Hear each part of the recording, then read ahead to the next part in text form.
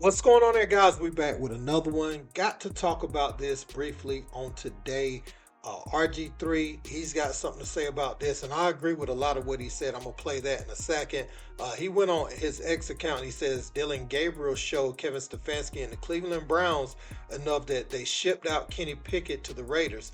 Dillon's 2 minute drill sealed the deal. Go watch his timing and ball placement. It was nearly perfect. It's okay to root for Dillon and Shedeur to succeed. And so that's what he put. But just a few hours ago, prior to the Kenny Pickett trade, he had something to say. He really went in on Kevin Stefanski and the Browns organization for claiming they weren't trying to sabotage Shedeur Sanders. And he laid it out about the guys who were waived and who Shedeur was out there on the field with. You know, two of the sacks he said was his fault. The other three, he said Shedeur didn't have a chance. So the protection and who you're throwing the ball to matters, and that's the point he was trying to get across. Let's get into what RG3 had to say. Let's peep. And make no mistakes about it. Yes, Shedeur Sanders was a fifth-round pick, but he ain't never been a fifth-round talent. That's why in his mind, he is saying, I can change a franchise if you give me the opportunity to. Right now, Cleveland is not doing that. I looked at the snap count chart. We'll throw that up for you guys on the screen. And people were saying, oh, he was playing with the same guys that Dillon Gabriel was. No, he wasn't. No, he wasn't. He was not. He was playing with the 3, 4s, and 5s offensive line. How many sacks did Shedeur have in the game? More than 5. No, he had 5. 5? He had 5 sacks in the game, playing behind the 3, 4, and 5 offensive line. 2 of those sacks, he held the ball too long. The other ones, he never had a chance. Wide receivers, did he play with the same wide receivers that Dillon Gabriel did? No. No, he didn't. When Shedeur Sanders was put out there with the proper talent around him, he excelled. 2 touchdowns. Shined on the big stage. I know it was a preseason, but it was the most watched preseason game in over a decade. Shined. But when they put him out there with talent of guys that are not going to be on NFL rosters, that was the result.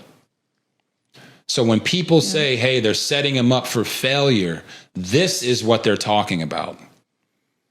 I believe the Browns have good intentions for all the quarterbacks in their room. I don't believe that their execution of making it look like they had the best interest of everybody in the room was there.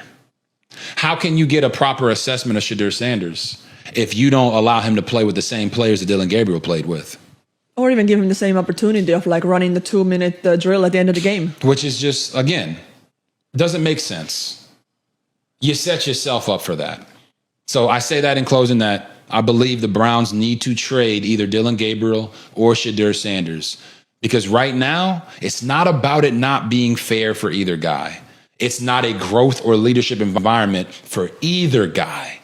And that makes it a bad, toxic situation around their quarterback conversation in the media. Preach, baby.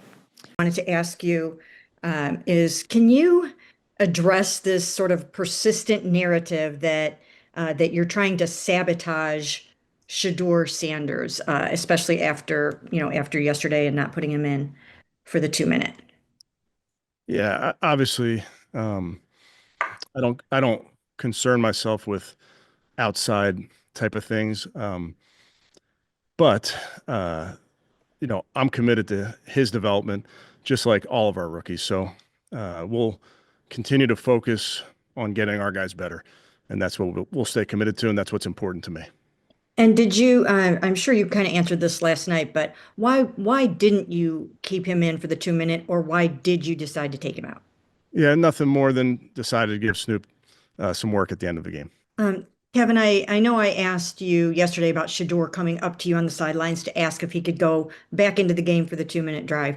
But then in, kind of watching him in the aftermath of that, I saw, a lot of things on the sideline about him. He was very emotional. Some players had to console him, calm him, things like that. So my question is this a good teaching moment for you with him? I know you want players who are passionate that would want to go in that situation, but do you also, I don't know, do you need him to maybe be a little bit more composed or have any kind of a different demeanor on the sideline in a situation like that? I think all of our guys, Mary Kay, as you know, are extremely competitive and want to be out there for every play. So I never want a player to be less competitive. So we want the best version of all of our players, and we need to learn from all these games, learn from every play. That's kind of what we're in the business of. Now, I was very interested in hearing what RG3 had to say on this topic because I remember him and Kirk Cousins were selected in the same draft.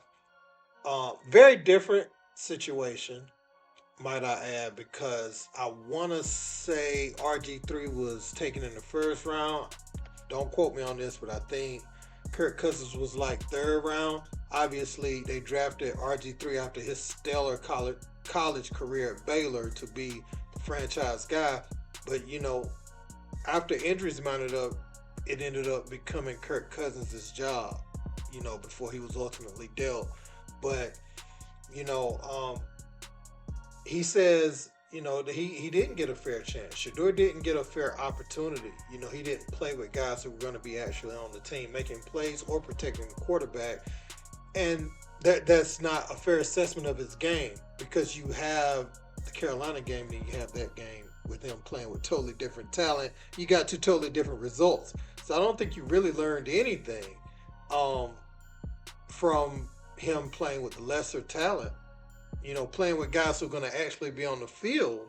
Now, I think you probably learned more from that game than you did the other game. Does he hold the ball too long sometimes? Yes.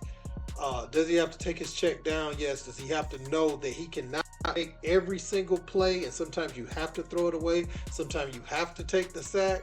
And you're not going to beat those defensive ends to the outside? Yes. He has to know those things, So I'm not here to absolve him of criticism, but I do think Shedeur Sanders is a good player. Now, one thing that could work out positively for Shedeur Sanders, he is now firmly secure with the roster spot, and the pressure is on Dillon Gabriel. Because as it stands right now, he's going to have to go out there and perform knowing that everyone wants to see Shedeur Sanders come out there on that field.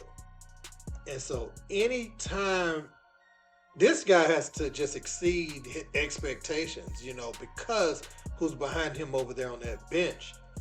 And the tolerance level for the fans won't be there for him if he doesn't succeed right away. I ain't saying he got to go out there and do what Jaden Daniels did his first year, but he has to show great promise. He can't play the way Bryce Young, who I believe is more talented than Dillon Gabriel, played in his first season, in Carolina. He can't go out there and play like that with Shedeur Sanders behind him on the roster. So I say all that to say there's no pressure on Shedeur. You made the final cut. Now it's time to chip away, and be ready. Stay ready so you don't have to get ready. Dillon Gabriel, you got to go out there and show what you made of, man. Like, I'm not one of these channels that's rooting against him, calling him trash and all. I see a lot of people doing that for like engagement and stuff. But if we being honest, Dillon Gabriel is supposed to go out there and try to win the job. Just like Shedeur is trying to go out there and win the job. My issue is with the Cleveland Browns, not Dillon Gabriel. Just give the men the same chance, the same opportunities, the same resources to succeed. When you had to thrust Shedeur Sanders in there, and that's why I believe that week against Carolina was such a win, because he did go out there and show what he can do. And you can't trick the fans. He had been getting, no reps with the ones. He was the only QB not getting any reps with the ones. Now Kenny Pickett, who was getting reps with the ones throughout training camp, is gone. He's gone. You know what I'm saying? So wouldn't it have behooved the organization to give Shedeur Sanders some of those reps? That's why I said even if he got the least amount, he should have got some of them, because you weren't going to be able to keep all them QBs. Now they're down to 3. They were talking about cutting Shedeur Sanders, but if you look on their social media pages, they're using him for engagement. They're using him as postcards. They're using him to sell tickets online. So they're a business too. They're trying to teach a lesson, quote unquote, but I do know that the business portion resonates with them, and they were not going to, resonate. I said resonate, but I know that business portion resonates with them, and they are gonna keep Shedeur Sanders because they want to sell those tickets and they want that anticipation for when he gets the opportunity. I was never in danger of him getting waived, man. But yeah, let me know what you guys think in the comment section about all this. Don't forget to like, share, and subscribe. Till next time, peace.